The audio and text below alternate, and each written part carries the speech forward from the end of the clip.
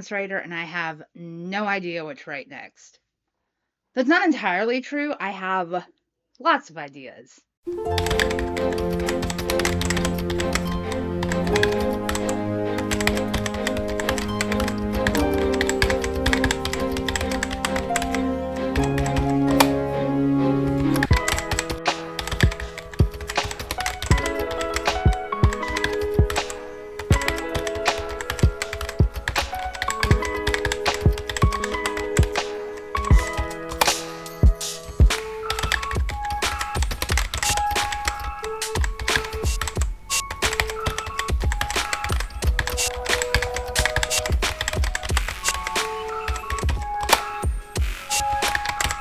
Too many ideas. And I'm not sure whether I should start on a shorter project or wrap up the series that I started of full-length novels.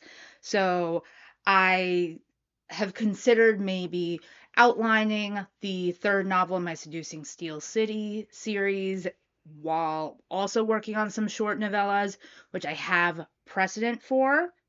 But what I'm really trying to decide is what would be the most fun to work on right now, and which one I could finish the fastest, to publish faster, if I should start the more time-intensive project, which would be the novel right now. Right now, I'm leaning toward outlining that one, but I have so many other ideas that I want to explore, and I know that plot bunnies will just like appear out of nowhere, and then I'll get distracted with starting another project and I really need to finish something. I've been thinking of experimenting with serials. I have a newsletter. I have a Substack that's gathering dust. I could also do Patreon. I know that Kindle Vella is gone, so that might have been where I would have gone in the past since I'm already in the Amazon ecosystem. My full-length novel, which would be the third and final book in the Seducing Steel City series, is a grumpy second chance romance, and it centers on the ex-husband of the heroine from the first book. Another thing that I thought of working on is the sequel to And They Were Roommates, which is a novelette, and that's been my most successful project so far in terms of both reach and revenue. The other sequel sort of thing that I could work on is the sequel to After Party. After Party was supposed to be the second book in a series of novellas called the Tarnished Star series. But I got really inspired and I put what was going to be the first book, Scream My Name, on the back burner. And that one is a sapphic pop star rivals romance.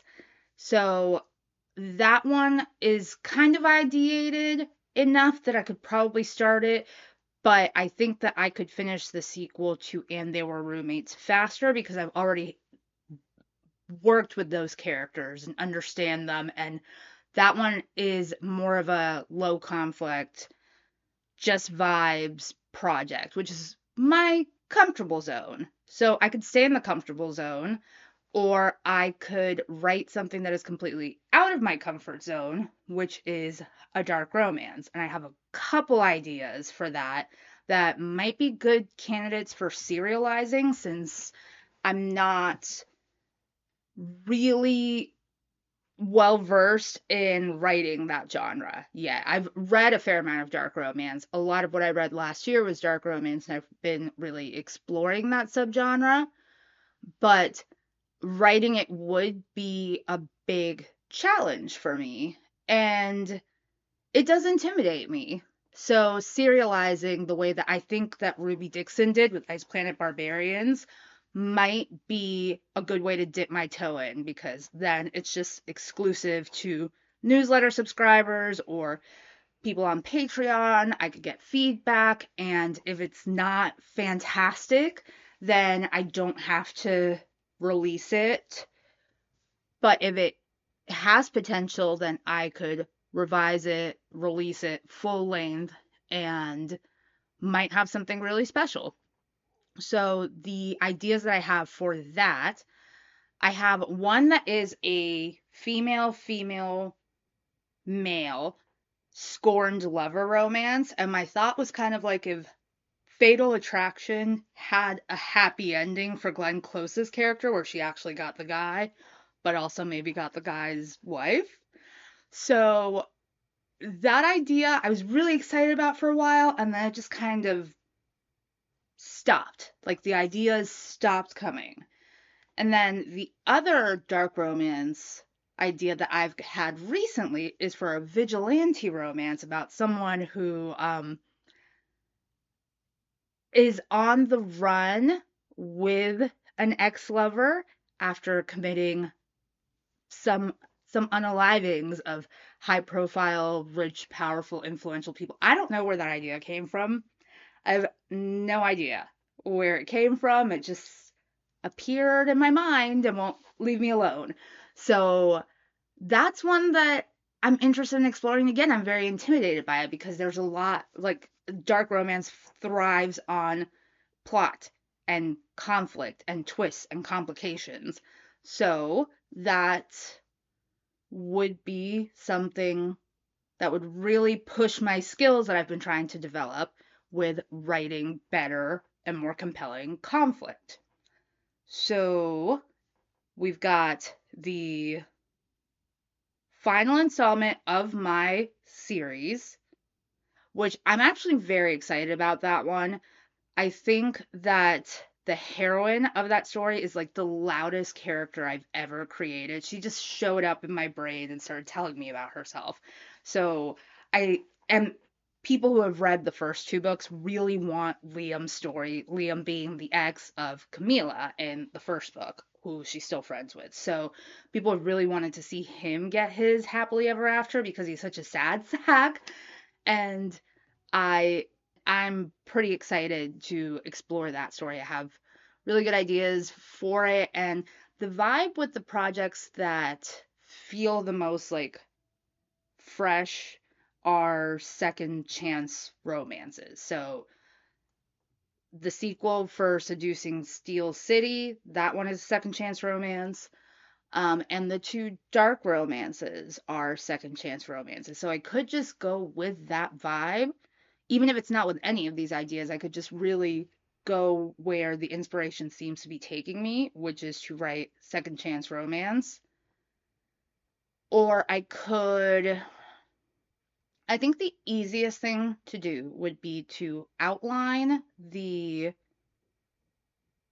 third book for Seducing Steel City and then release the short that is a sequel to And They Were Roommates because I mean, famous last words, but I think I could crank that one out. I think that that one would be easy to get the words flowing. And then after that, I could decide if I want to work on Scream My Name, which is the Sapphic Pop Star series, or Sapphic Pop Star entry into the Tarnished Star series, or if I want to explore one of these dark romances and see which one is calling me more, which one I could develop more readily. So I think that my first step would be to write synopses for each of these. And I have some synopses in progress already that I do think it would be beneficial for me to rewrite with like fresh perspective since all these projects have sort of languished for a while. I the way that I like to write synopses is I write like the hypothetical back cover copy first because it helps me to really key into the story beats. So if I do that and then build out a more detailed synopsis that I can use to outline, that might make one of the projects rise to the top. Like I'll just know, okay, I'm really excited about that. I have a lot of ideas. And I just got a gadget, a device that I'm really excited to try out. I got this nifty little recorder.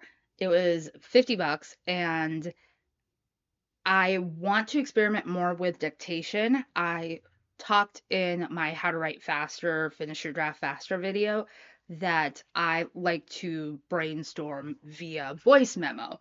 So that's what this is for because that way I can carry this around and not have to have my phone on me, not have to be looking at the screen.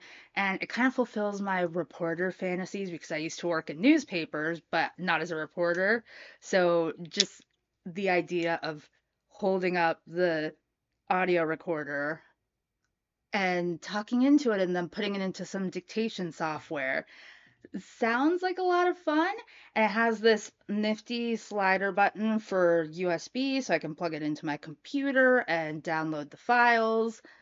And I also want to experiment with like using this for recording my podcast on the go because lugging my blue Yeti over to Meg's house is not a great scenario for me personally. So I'm curious like how well this would do with picking up podcast audio of both me talking and of multiple people talking.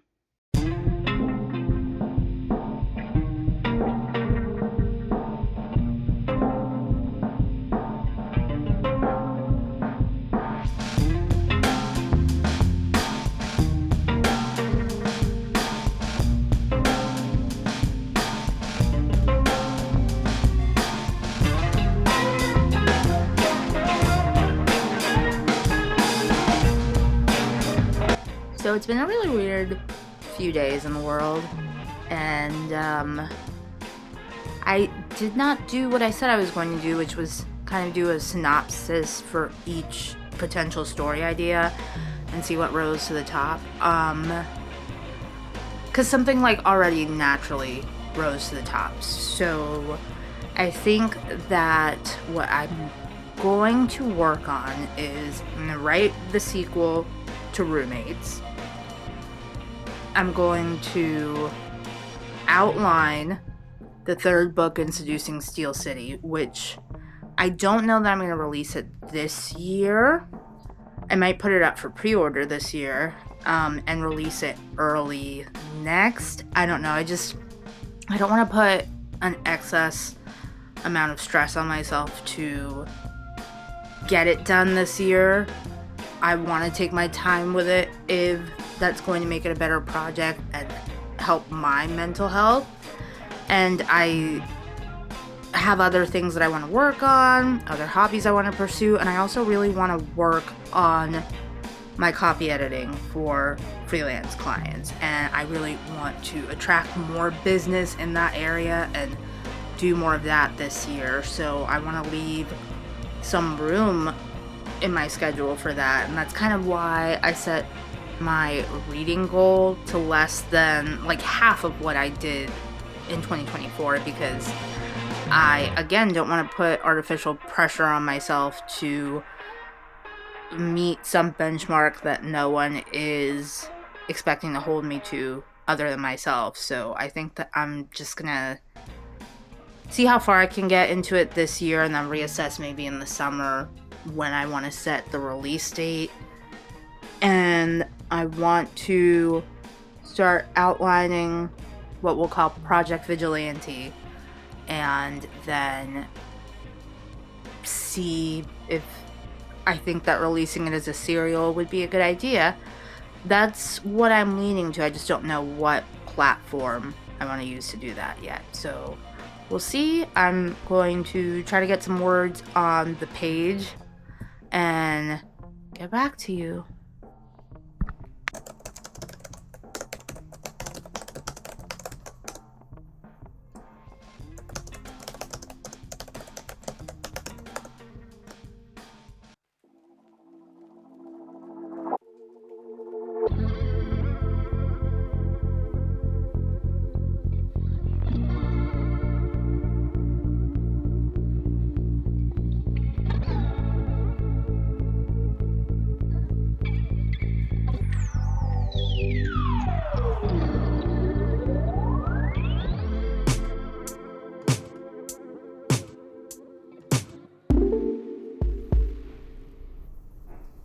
So today I went and walked the dog, and I took my voice recorder with me, and I brainstormed some of the vigilante romance. And I think that I am really good at coming up with a premise. Like, I nail a premise, but I have this problem where it's like, premise is plot point A, and then B is question mark, and then C is profit. And I have trouble coming up with the middle. I would like to look into serializing this, but the risk is if I don't have like a solid end game and like a through game planned, then I could see myself just writing this forever or not finishing it. That would be what's more likely, right? Like I abandoned that one Stardew Valley fic that I started because I had a great idea, but didn't see it through. So I really want to think about it as like an anti-capitalist vigilante romance, because I watched Arrow. I'm obviously like, I know about Batman. I've watched a ton of Batman movies, read Batman comics, but I don't want to do a anti-capitalist billionaire.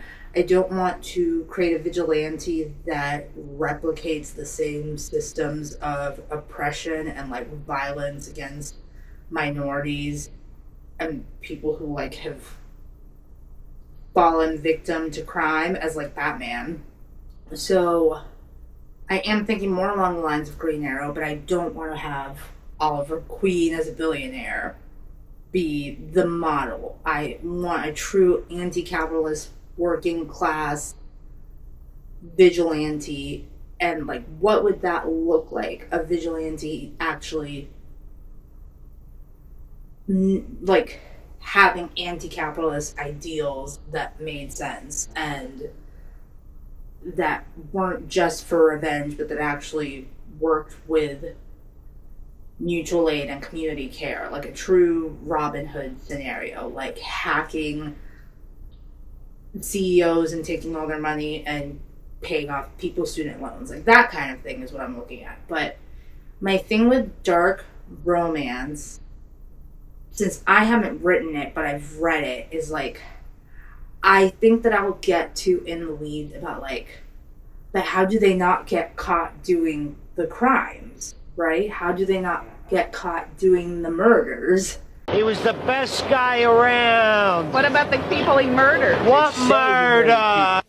So I need to figure that out and figure out how like, how in the weeds I need to get about it and how much is just like reader buy-in that you're going to suspend your disbelief about things like counterforensics and policing and detective work and whether someone could get away with the kind of behavior that happens in a dark romance. So lots to think about there before I actually like set some kind of release date for even the first part of this if I do decide to make it into a serial.